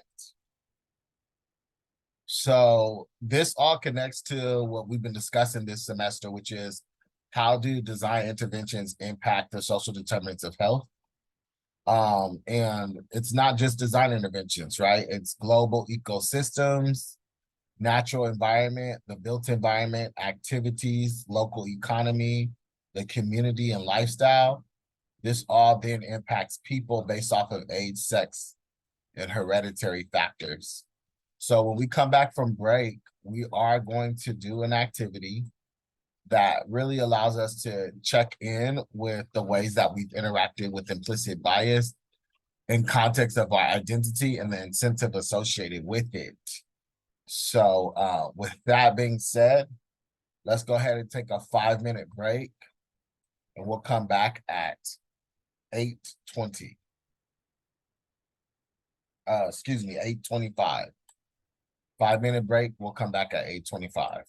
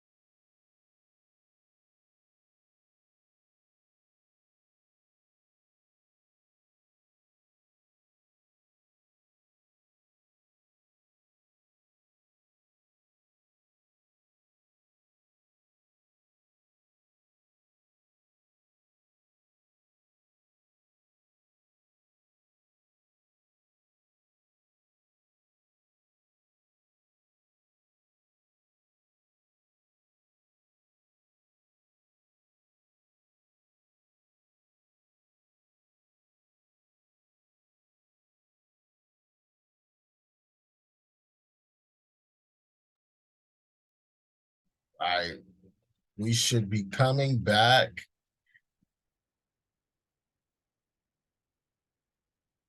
How about 30 more seconds on break? All right, and so go ahead and give me your thumbs up if you are back with me.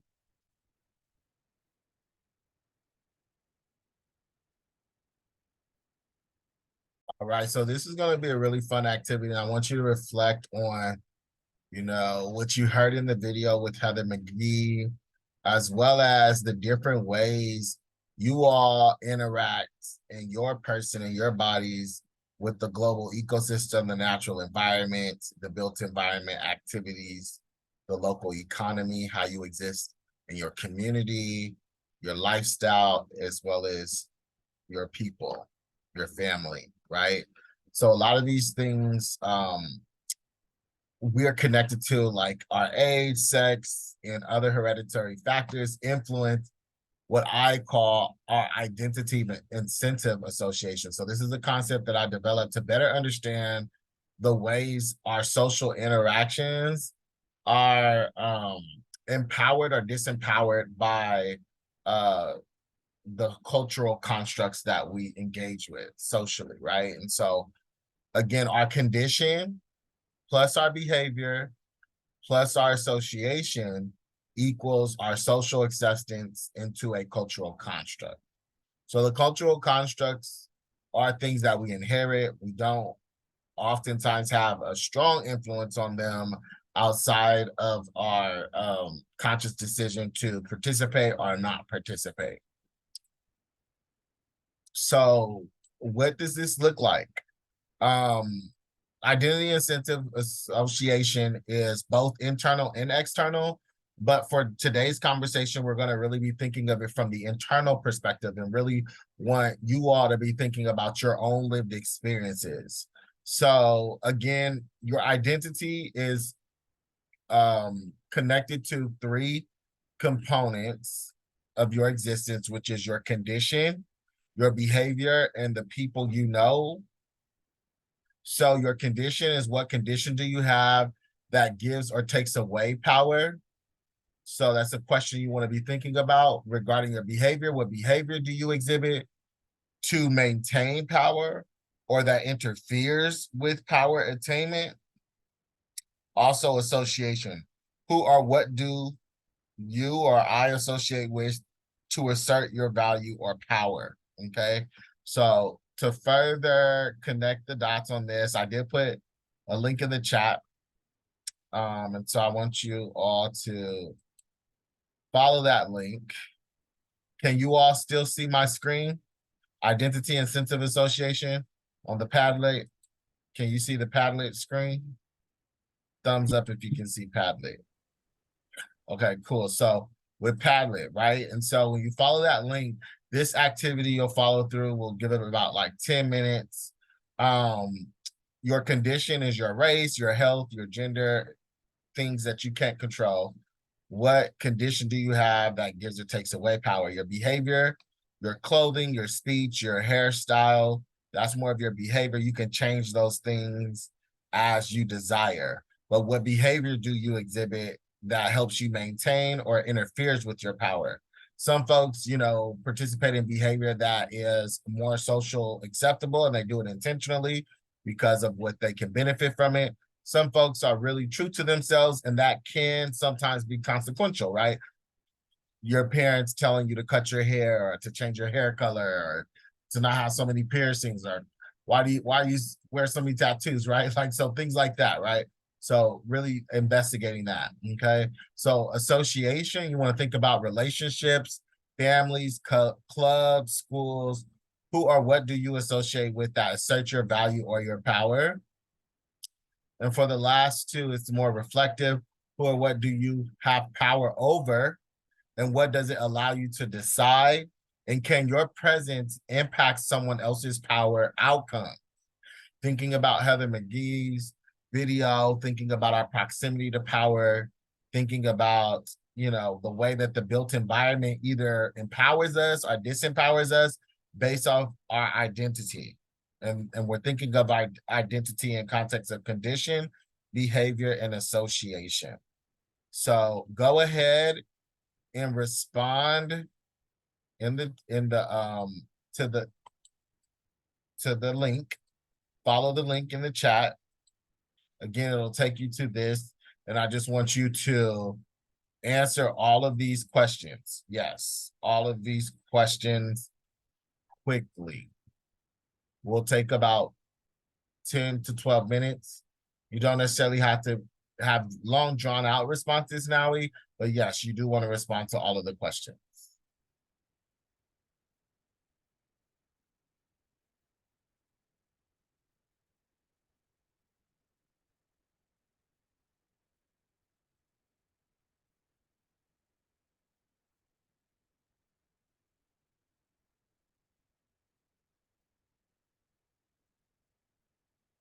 Feel free to ask any questions that are coming up for y'all. Any questions on the activity?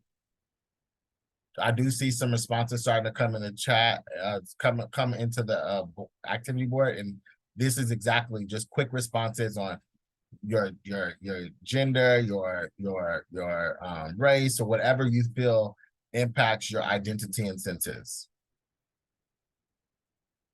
Same thing with behavior. Same thing with association.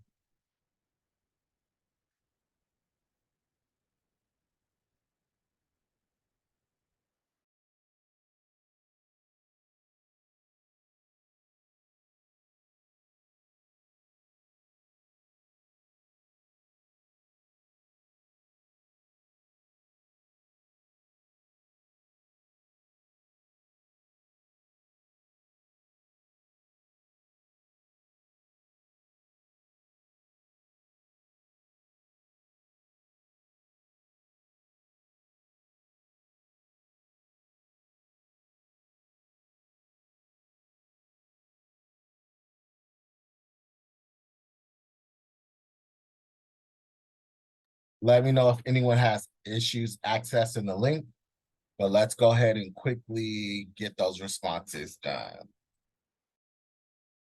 Thank you all for your participation.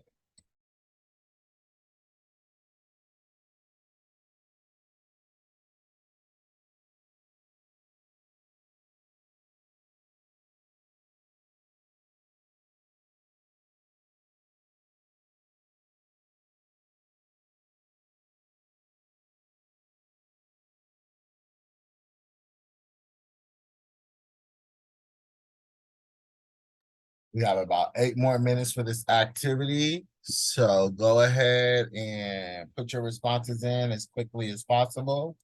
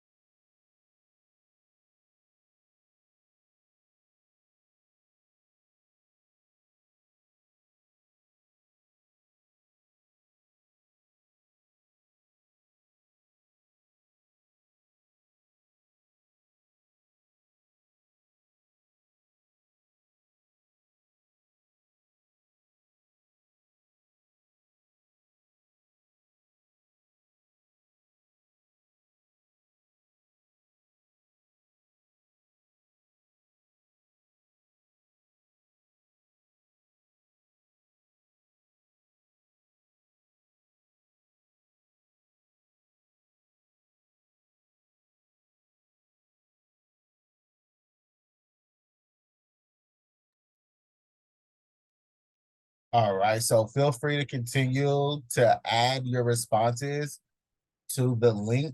But I do want to have a couple of folks share out in context of what we've been discussing today. Because oftentimes we don't think about how our identity influences how we experience the world around us. And I want you all to just reflect on how this activity helps you think about that more, right? So I'm gonna pick on a few folks. Ahmed, go ahead and share your reflections in context of, you know, this activity and how you may have experienced the built environment, policy, or even the natural environment differently based off of your identity and the incentive associated with it. Do we specify which one we specifically wrote or just in general? Just in general, you can respond in regards to your, you know, your responses. You could just reflect in regards to doing the activity. Well, for me, I feel like it's multiple things. One for my race, I'm African American, but because I'm from an immigrant family and I've moved around like 7 times and live in an area that's mostly Latino and white, I never really have much of a connection to African Americans uh, outside of family, I guess. So my experiences compared to other African Americans, either California or just in general the entirety of the United States, it's not that typical. And so that comes with challenges of minor alienation, and then also because I'm out of it, I can also perceive things that would just generally be accepted, like where did all the whatever stereotypes came from or whatnot.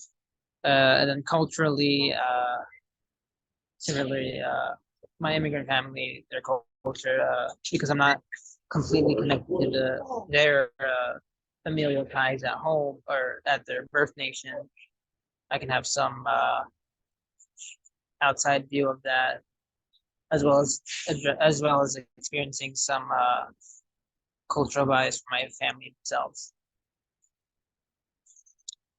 And then whether or not that gives me power, I wouldn't say power, but it gives me some awareness. And then there's also my issue of my massive use of public transport. Maybe I can impart wisdom to other students that need to consider that, or just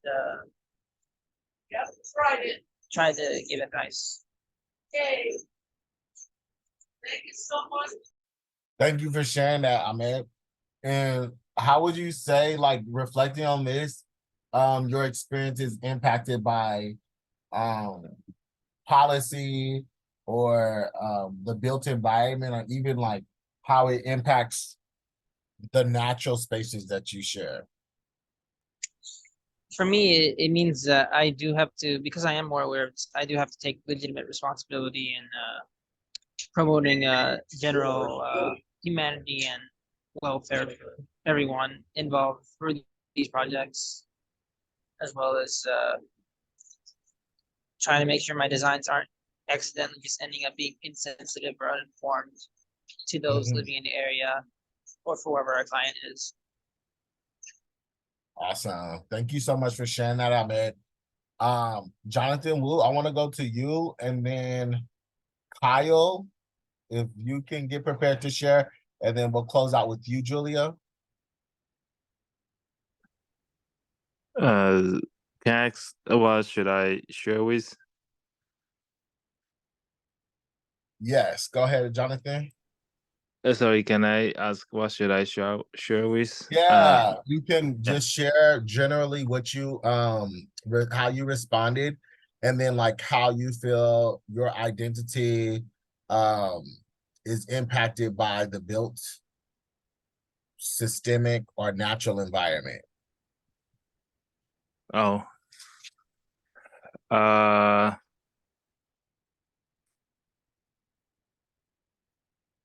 Okay. Like any of the question I just answering or Yeah.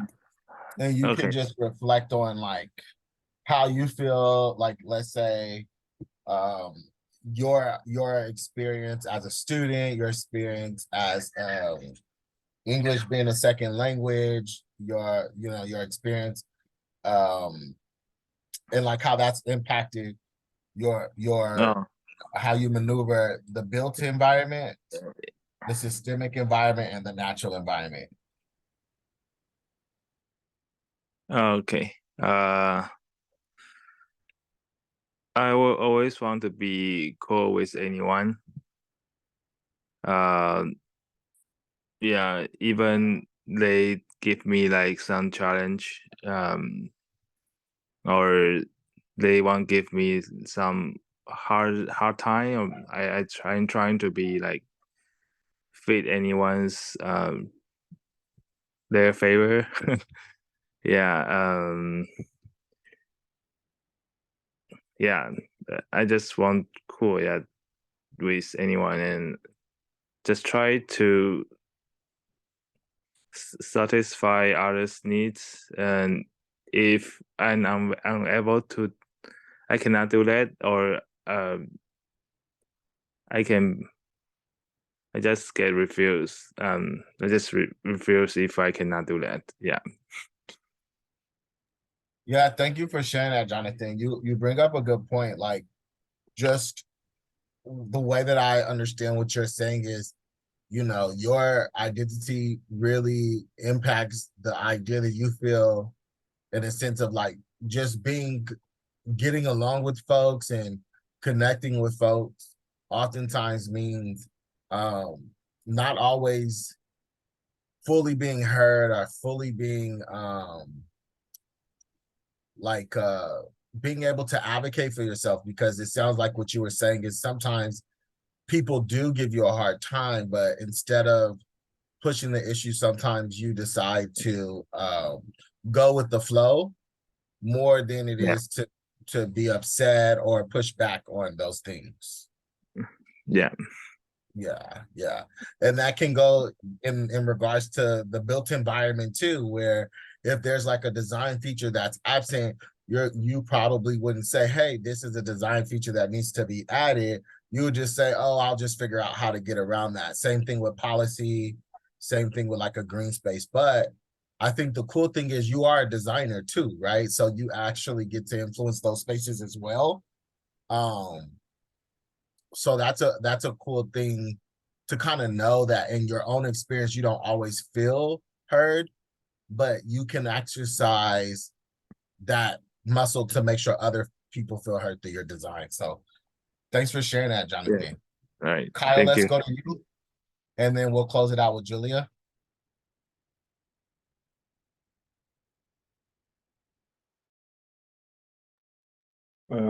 So I'm close with my family. Really only have power over your own actions. And I have a pretty diverse friend group, so I see a lot of other people's views. So yeah. So that's a powerful takeaway there, Kyle's. You were talking about, the association with family and that relationship and dynamic. And then you mentioned the diversity of your friend group, which allows you to have considerations from multiple perspectives, which is really, really important. How do you think that influences the way that you approach design work? I mean, I'm just able to see things differently, I guess. Like it's not really like one track. Awesome. That's definitely important, right? Because when you are designing, oftentimes, especially for the public realm, you're going to have multiple different groups, people from multiple different experiences accessing your design work. So ensuring that it is an accessible from a universal perspective is super critical. And universal design considerations is such a big consideration component of the way that you should approach design. So thank you for sharing that, Kyle. Let's go ahead and close out with Julia.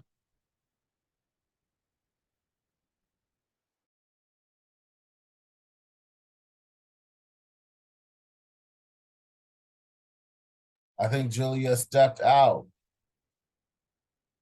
Okay. Well, with that being said, we are up at time. So I appreciate you all for bearing with me today, and then also for your thorough participation in the activities that we did during the class session. I will be assigning the conflict management activity for homework. So be on the lookout for that in the module section. Definitely for anyone that needs to stay on, I will be on for a couple of moments after class ends to answer any questions and to schedule any office hours that folks need to have. But keep up the good work. Make sure you're completing your reading assignments and also submitting your project activity assignments as well. It's been real for today. I will see you all next week. Until we meet again, I hope y'all have a wonderful time getting through this semester. So y'all have a good evening for the rest of the night. Again, I'll be on for a few moments for folks that want to stay on to chat.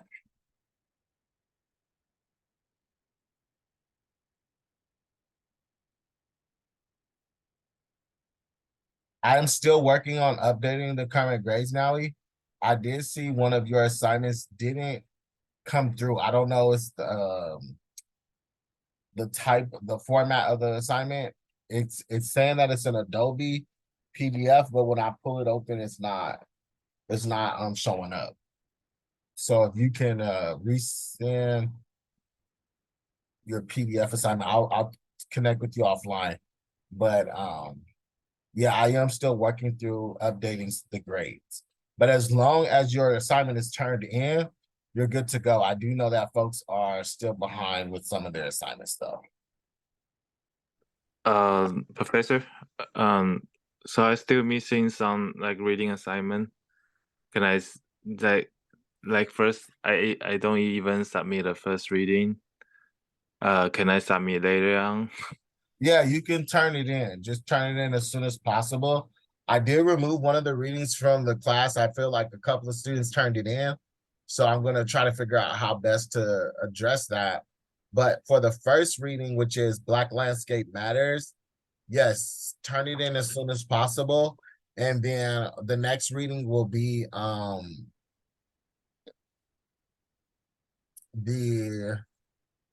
it's not the death of American cities, it's the environmental justice one. Okay. All right. Thank you. No problem, Jonathan. Yeah. All right. Yeah, have a good night, sir. You do the same. Professor.